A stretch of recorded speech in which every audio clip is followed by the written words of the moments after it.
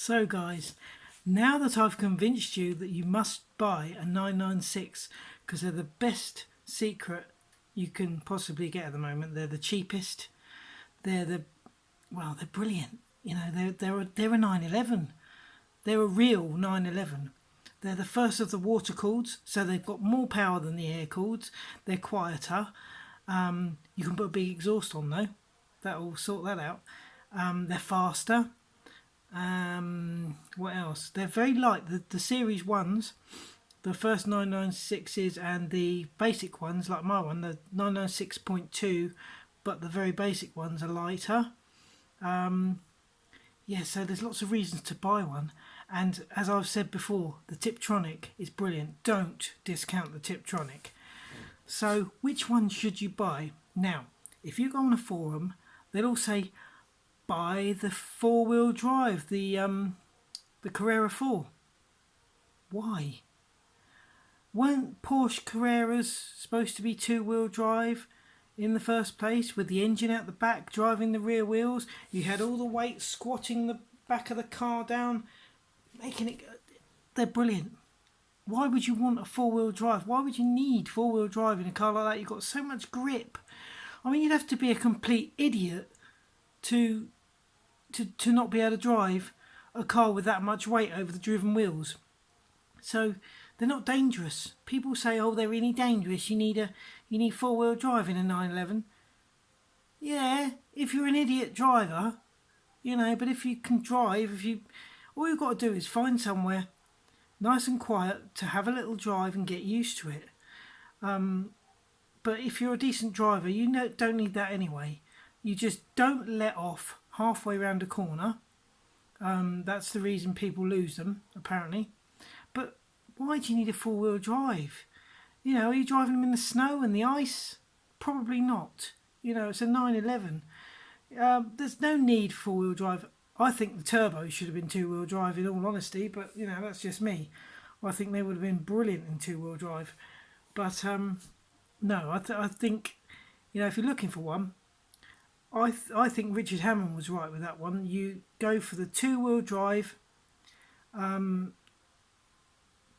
just better. They're lighter. They're faster. They're probably more economical. They've got less moving parts to go wrong. The tyres don't get eaten. You know, that's 5 good reasons, you know, to buy a Carrera 2. So why do you need a Carrera 4? I don't think... I mean, from what I've heard, they don't drive any better, really. Apart from maybe in the wet when you're an idiot and you can't drive properly and you put it in a hedge.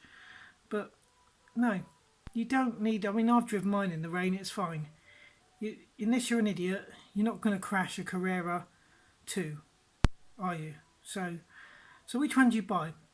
Well, I would buy, if it were me, I'd go for everything that no one wants. Because I know I'm going to get a bargain then. And we know that the prices of all 996s are on the rise, yeah? They're all going up now. When I started looking, a couple of years ago, 996s you could pick up for around 9 grand, 8 grand, 9 grand. For half decent cars, you know, need a bit of TLC, but not rubbish cars. Now, similar cars are 12, 13 grand. And good cars are 15, 16 grand. So, you know, make your mind up time. But another thing, people keep banging on about these Mark 1 996s. Get an early 996 because it's got the gel bearing in it and it's got the old-fashioned cables and this, that and the other. Now, yeah, I'd love a bit of old-fashioned stuff. I love classic cars, yeah. But do you really have to worry about a bonnet cable instead of an electric bonnet release when there is actually still a cable?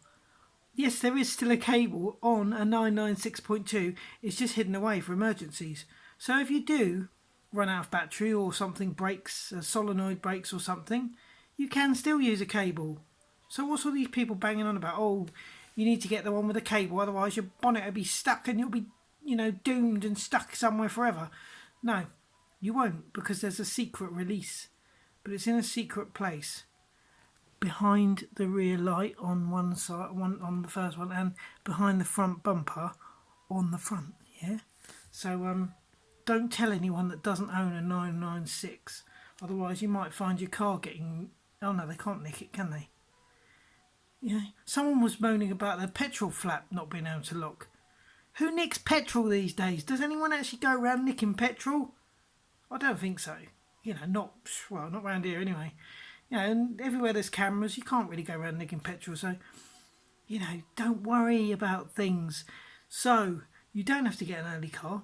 The only advice I would give to buying a 911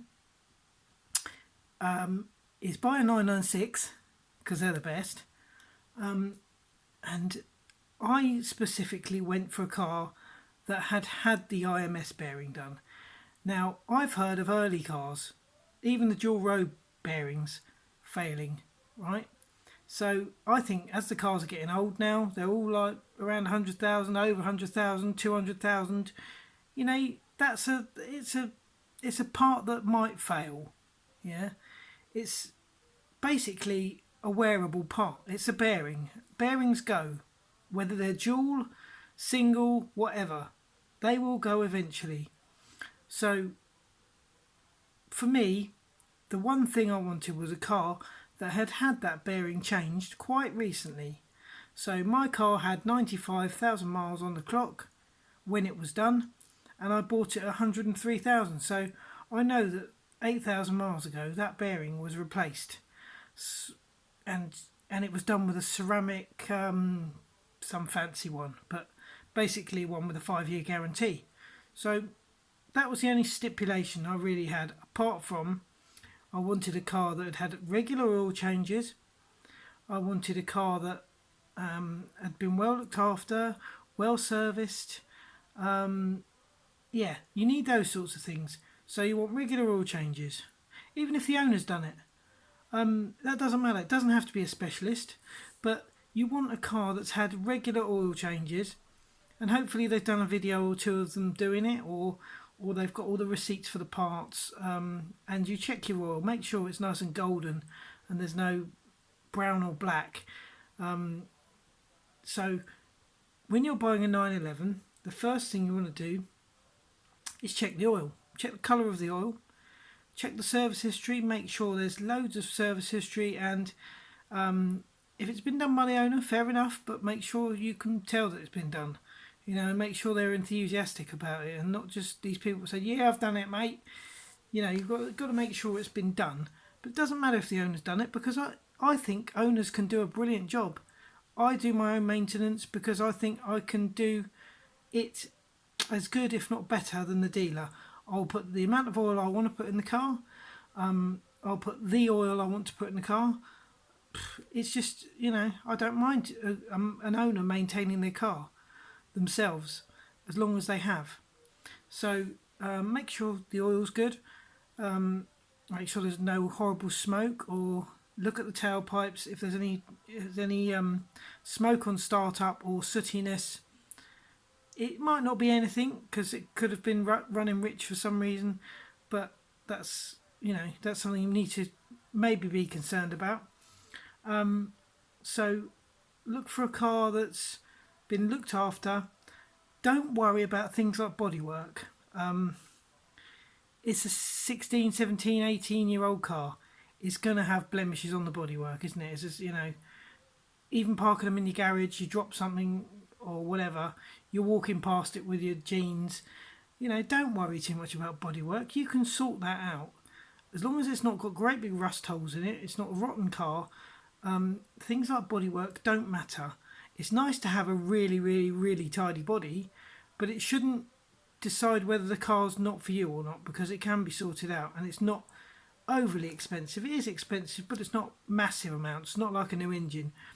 Your main concern is engine and gearbox, suspension parts. Just make sure it's been well looked after, and that they've really loved the car. If you can buy it off of an owner, it's much better than buying it off of a dodgy dealer, because you'll meet the owner, you'll know whether they've really looked after the car, whether they've loved it, how they've looked after it, and where they've kept it. you'll just know more about the car and how enthusiastic they are about it by talking to them. So I would always go private. Definitely do not discount the Tiptronics. As I've said before, the Tiptronics are amazing. You should try one. I think you'd be suitably impressed if you did try one and not just go with the flow. Go for a C2 because people seem to want the C4, so I don't know why, but that's making C2s cheaper. So go for a C2, go for a Tiptronic, go for a sunroof because that's another reason people keep saying they don't want a sunroof car.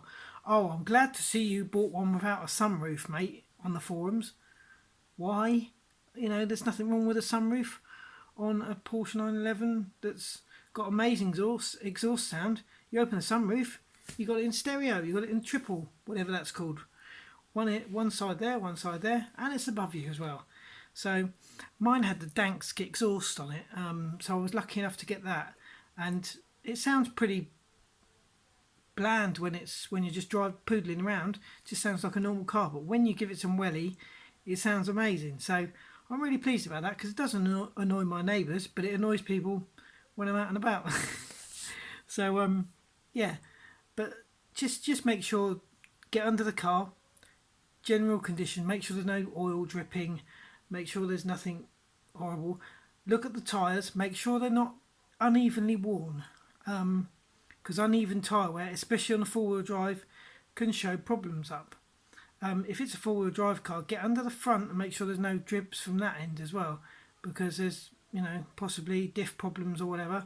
There's lots more maintenance on a four-wheel drive that you probably don't expect, but yeah, there are. There's prop shafts. There's all sorts of other things. Just check generally like you would any other car, but just be a bit more mindful of certain things. So yeah, they're no different to other cars really, but there are things to look for, which you'll probably look for other cars anyway, like smoking exhausts and stuff like that. Don't worry about steam. Smoke and steam are, you know, completely different things. If it's a cold morning, it will steam. Just go like that, and if your breath comes out like that, then the car's going to do that, isn't it? Because it's the same. So it's breathing out. So if your breath shows steam, the car will show steam. So don't worry about that. A little bit of mayonnaise stuff in the oil filler tube is quite normal because these don't get driven a lot and they get condensation up in there. So don't panic about that. Just make sure you wipe it away, drive the car for a little while, and when you finish, open it up again, have a look and make sure it hasn't come back. If it's come back, it might be something a bit more sinister. If it hasn't, then probably nothing to worry about. But make sure you pull the dipstick out. Pull the dipstick out, check the colour of the oil. A good car, a good clean oil, you hardly see the oil on the dipstick. You pull it out and you're like, oh, I don't know where that, it looks like nothing's on it.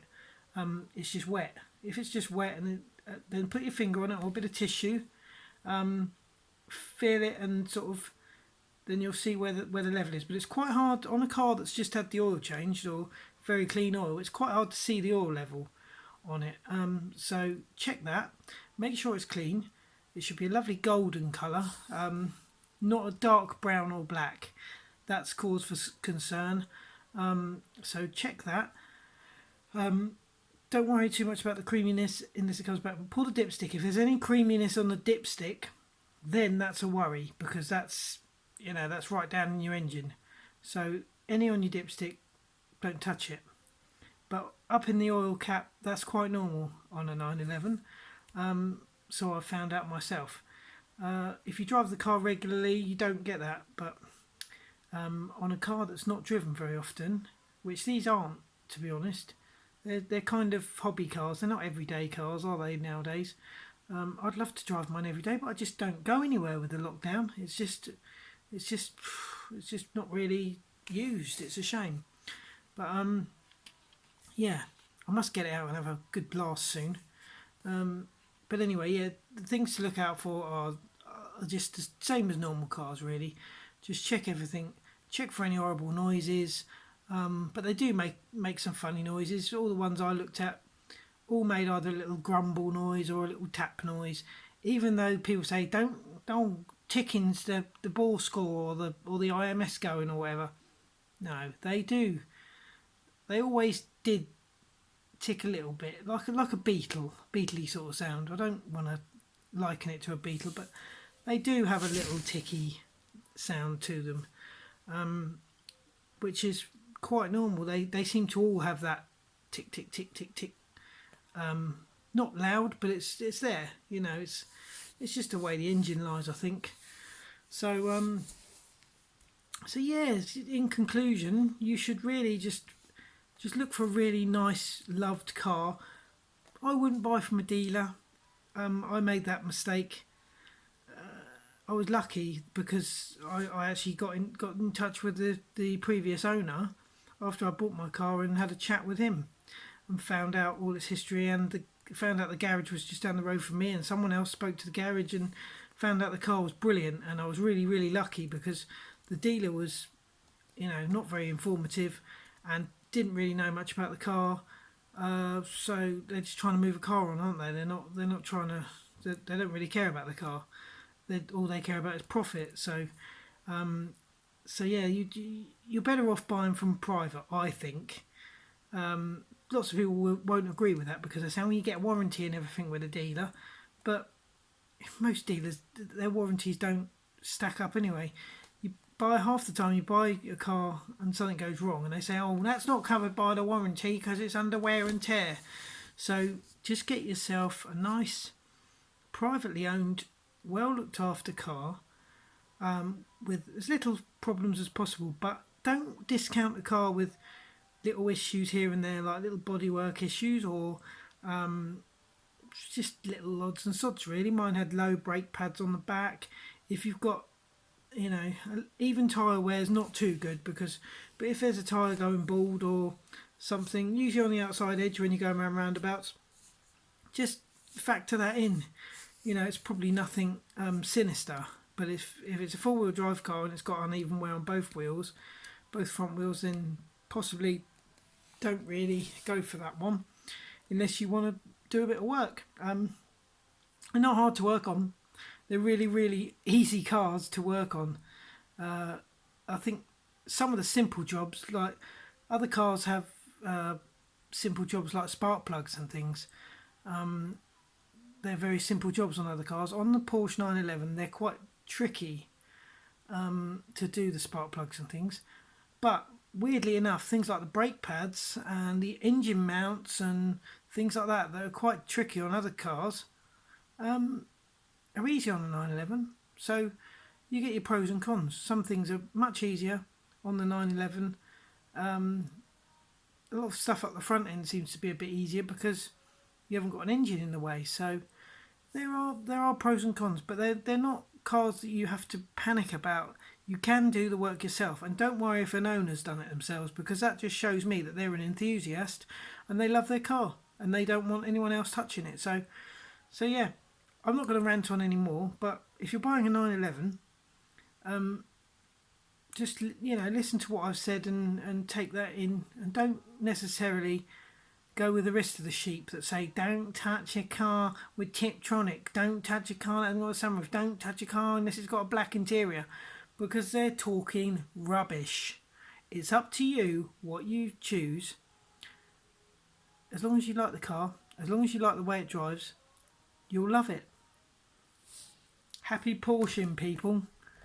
Have a lovely 2021 and stay safe. And hopefully you'll be driving a Porsche when the lockdown ends.